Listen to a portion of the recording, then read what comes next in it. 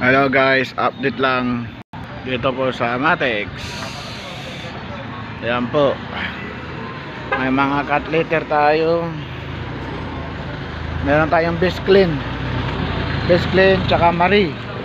Yan, yung best clean natin, ano to, coffee at saka lemon, tsaka meron din rose, tsaka ayan, maraming Marie. Tapos ayan po, ayan yung mga karton ng pang derby box double, tsaka yung itlogan ng ibon, ng mga damit. Yan. Tapos ito pa, may bag tayo sa pusa. Yan, bag ng pusa yan, kulungan, tali ng manok. Tsaka may bago tayong items guys.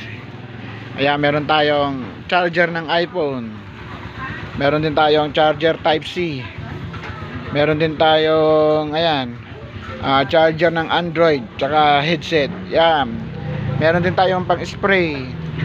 Yan yung mga pangmalakihan, pangmalakasan, makakapal yan guys, makakapal. Ayan. Tapos yan, ito yung loob.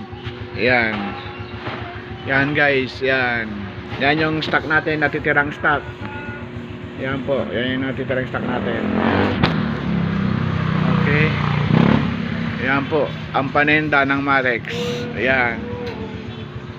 Yung mga shampoo natin guys, original, signature lahat yan. May bearing, madidikagaw, gawa ng prolific yan. Tapos may pulbo. Ayan, tsaka yung pabango. Lahat yan guys, gawa ng prolific tails.